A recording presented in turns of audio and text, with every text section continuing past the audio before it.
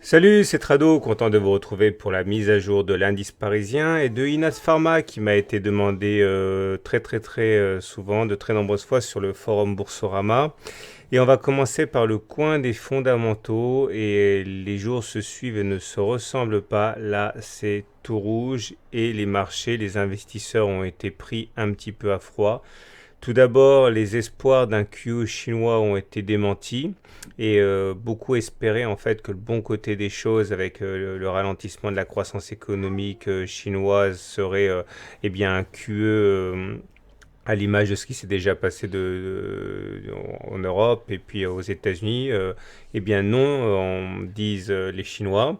En même temps, il y a eu une dégradation très impressionnante et assez imprévue de l'indice de confiance du consommateur américain. Également en Grèce, juste après avoir donné des espoirs à l'Union européenne, Tsipras menace, si les créanciers sont trop exigeants, de faire un référendum sur une sortie de la Grèce. Ça aussi, ça a beaucoup plombé les financières. Et enfin, les résultats d'entreprise décevants ont parachevé le sentiment assez morose sur les marchés. Du coup, on se retrouve avec une très mauvaise séance, hein. Et notamment, on a quelque chose qui ressemble à ça. Bon, on va avoir pas mal de choses à dire aujourd'hui. Tout d'abord, on va pouvoir abandonner le triangle. Là, on a eu des objectifs sur trois qui ont été ralliés et sans doute que le troisième ne le sera pas. Premier objectif, je vous rappelle que c'était aller chercher le point le plus haut du triangle. Ça a été fait. On avait le deuxième objectif qui était de tracer un canal ascendant par rapport au point d'accroche en haut, ça a été fait aussi. Par contre, le dernier objectif qui est de prendre la hauteur maximale du triangle reporté en dessous, au-dessus du triangle, ça non. Donc ça sera 2 sur 3 et on peut abandonner le triangle parce qu'on l'a réintégré là, hein. Donc je vais vous proposer un scénario nouveau. Mais avant toute chose, j'aimerais vous parler d'un turtle soup. Alors ça, je m'en veux un petit peu parce que je ne l'ai pas vu. Lorsque j'ai terminé mon analyse hier, j'ai reçu des mails, hein, et pas qu'un seul, hein, de tradosoriens qui m'ont dit t'as oublié le turtle soup, t'as oublié le turtle soup. Et j'avoue que c'est vrai, il y a trop de choses à voir et je ne l'ai pas vu du tout. Je vous explique ce que c'est, hein. J'ai fait un e-book là-dessus en plus, hein, comme quoi, franchement, c'est pas parce qu'on écrit des e-books qu'on peut avoir l'œil partout, hein, loin s'en faut. Regardez ce que c'est un turtle soup, hein. Vous allez avoir, quand c'est un turtle soup baissier, vous allez avoir un plus haut qui va être inscrit. Et vous allez ensuite avoir un deuxième plus haut qui va être inscrit par rapport au précédent plus haut. Donc le nouveau plus haut est plus élevé que le précédent plus haut, mais il va clôturer en dessous du précédent plus haut. C'est-à-dire qu'on fait un plus haut en séance, mais finalement on clôture comme s'il n'y avait pas eu de plus haut. À ceci près qu'il faut qu'il y ait au moins 3 bougies entre le précédent plus haut et le nouveau plus haut, et qu'il s'agisse d'un nouveau plus haut de 20 séances. Bon, encore une fois, c'est un peu compliqué, mais j'en parle dans mon e-book si vous voulez en savoir davantage, et ça pose une alerte baissière. Alors, ce qui est un problème là, c'est que justement, il y en a eu un hier et je ne l'ai pas vu. Et regardez, ça c'était le précédent plus haut, et ça c'était le nouveau plus haut. Mais quand on regarde la clôture d'hier, c'est-à-dire ici, eh bien, on fait juste, ouais, il faut vraiment que je zoome, on fait une clôture qui est juste en dessous du précédent plus haut. Ça s'appelle un turtle soup. Alors certains qui suivent de près les turtle soup l'ont repéré tout de suite, et moi je ne l'ai pas repéré du tout. Et donc du coup, ceux qui l'ont repéré hier pouvaient anticiper la baisse d'aujourd'hui, alors que moi, eh bien, je ne l'ai pas vu. Voilà. Donc du coup, ça réactive complètement, pardon, la fourchette d'Andrews ici, avec du coup un nouvel objectif, enfin pas un nouvel objectif, un objectif confirmé possible de ralliement de la médiane, à savoir les 5090, tant que eh bien, on ne sort pas de la fourchette d'Andrews, eh bien c'est un objectif qui est valable. Heureusement, on a eu un support important, on en a même eu deux. On a eu le SAR tout d'abord, ici. Il a stoppé les baissiers hier, il a stoppé encore les baissiers aujourd'hui. Le SAR a parfaitement joué son rôle de support. J'en parlerai encore demain. Et la moyenne mobile à 20 séances ici. Alors j'avais dit, quelle ironie, j'avais dit depuis l'annonce du QE, eh bien, on n'a jamais clôturé en dessous de la M20. Alors là, si on regarde un petit peu, il semble bien qu'on ait clôturé sous la M20, mais c'est pas vraiment significatif, hein. C'est quasiment, ça se joue sur l'épaisseur du trait, donc on va pas trop y accorder d'importance. Et autre chose aussi, là, la leçon, elle est à retenir, c'est que, bon, je le dis souvent, il faut toujours une bougie de confirmation pour valider une cassure de support ou de résistance. Et là, regardez, hein, il y a eu cassure, mais il n'y a pas eu validation, hein. Donc, du coup, c'est comme si on n'était pas sorti, hein. C'est une sortie, on va dire, anecdotique. Et là, la fourchette d'Andros est donc toujours valable, hein. Par contre, le canal noir, là, lui, il a bien explosé en vol. Alors, il y a un espoir. Il y a un espoir, c'est que on retrace un petit peu notre oblique, comme ça. Et du coup, on serait à nouveau sur un support ici. Donc on va garder ça à l'esprit. On va se dire que, bon, le canal il est cassé, c'est pas la question, hein, mais on arrive de fait là sur un nouveau support qui explique aussi pourquoi on a rebondi sans doute aujourd'hui. Certains avaient ça vissé dans l'œil à mon avis. Voilà où on en est aujourd'hui. Les indicateurs techniques, ben franchement, c'est pas la fête, hein, parce que le stochastique, là, il repasse son signal à la baisse, un croisement baissier, ça, c'est pas bon. On a également le MACD qui est en train de nous gratifier. J'en ai parlé hier, là aussi c'est ironique, hein, dans le webinaire d'hier, qui s'est d'ailleurs très bien placé. Merci beaucoup d'avoir été aussi nombreux. Il y a un non-croisement baissier, c'est-à-dire que le MACD fait mine d'aller croiser son signal, mais finalement au dernier moment, il repart vers le bas. Bon, il n'est pas de super qualité, ce non-croisement baissier. J'aurais préféré qu'il remonte un peu plus longtemps avant de repartir vers le bas, mais enfin bon, c'est un non-croisement baissier quand même. Le momentum, ça c'est pas vraiment une bonne nouvelle, c'est même plutôt une mauvaise nouvelle. Le momentum bascule négatif, ça veut dire que la pression est devenue négative, et c'est jamais bon quand quelque chose se passe de mauvais avec une augmentation des volumes, ça veut dire qu'il y a de la conviction derrière. Voilà, donc c'est plutôt mauvais ce soir.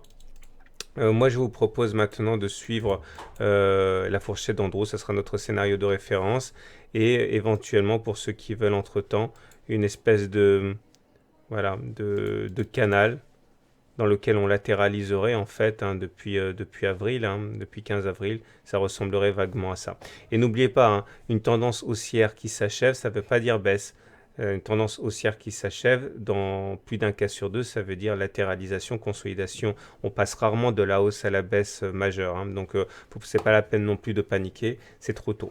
Ok, remarquez qu'une fois de plus, la tête canne a été bafouée à la hausse, séance d'après à la baisse. Donc, l'idée sur laquelle une cassure doit être confirmée vaut plus que jamais. La tête canne a été cassée à la hausse, mais ça n'a pas été confirmé. Donc voilà, globalement, certains suivront ce canal-là, d'autres préféreront suivre la fourchette d'Andros.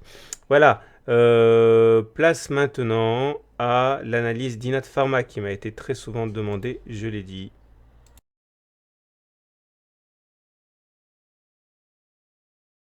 Alors, chose promise, chose due, voilà l'analyse technique de Inat Pharma qui m'a été demandée plus d'une quarantaine de fois. Et aussi bizarre que ça puisse paraître, il n'y a pas grand-chose de neuf depuis la dernière fois et je vais m'en expliquer. Tout d'abord, j'avais déjà dit la dernière fois que tant qu'on faisait des pics qui étaient ascendants et des creux qui étaient ascendants, on était en tendance haussière. Regardez comment ça s'est passé. On a fait des pics ascendants, des creux ascendants. La tendance était haussière, puis à un moment, on a continué à faire des creux ascendants, mais les pics étaient devenus descendants. Donc là, on était dans une sorte de situation de congestion. Et là, lors de ma précédente analyse, j'avais dit que les pics étaient redevenus ascendants. Et donc, effectivement, même si la hausse est tout à fait impressionnante, eh bien finalement, la tendance est toujours haussière, comme elle était déjà il y a quelques semaines lorsque j'ai fait ma précédente analyse technique. Et ce à quoi on assiste, c'est une explosion naturellement, mais la tendance était déjà haussière avant, hein, donc tant mieux. Et elle le restera tant que les pics et les creux sont ascendants et qu'ils ne deviennent pas descendants. Alors, de la même manière, si on utilise l'analyse de Ishimoku, ou Ichimoku, si vous voulez le prononcer correctement, vu qu'on me reprend suffisamment, là c'est pareil. Regardez, tout dépend de la position par rapport au nuage. On voit que lorsqu'on est au-dessus du nuage, on est en tendance haussière, et que ce même nuage, c'est la zone bleue ici, hein. Alors, il y a beaucoup de couleurs, mais ne soyez pas impressionnés si vous découvrez l'analyse technique. C'est ce qui est vert ou bleu, le nuage. Et quand on est au-dessus du nuage, eh bien, on est en tendance haussière.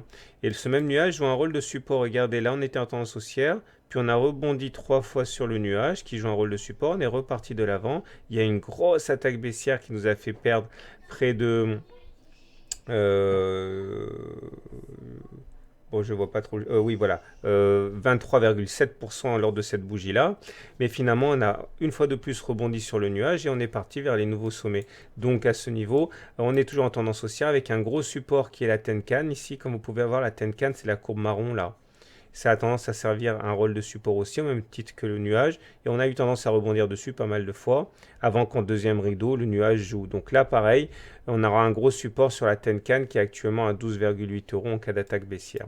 J'enlève tout de suite Ishimoku parce qu'on y verra plus clair. Voilà.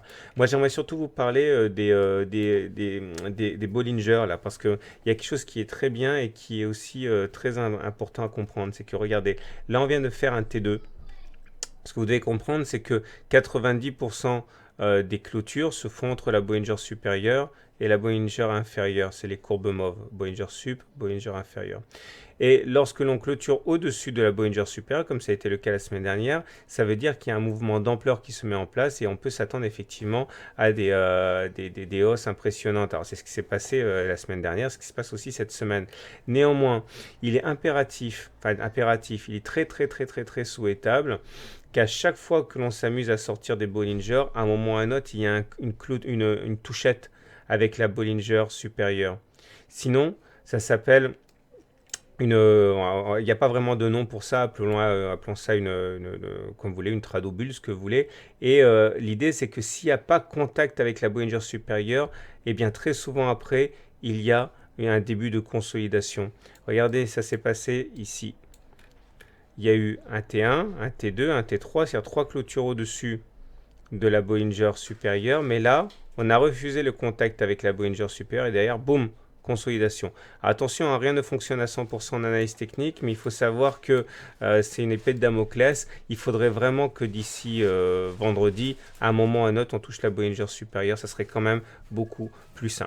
Maintenant, oublions tout ça, regardons les indicateurs techniques. Tout d'abord, vous remarquez l'explosion des volumes. Ça, c'est très bien. Ça veut dire que derrière la hausse, il y a des vraies velléités acheteuses des intervenants. C'est toujours bien quand il y a une augmentation des volumes en même temps que les hausses des cours. Donc ça, c'est très bien.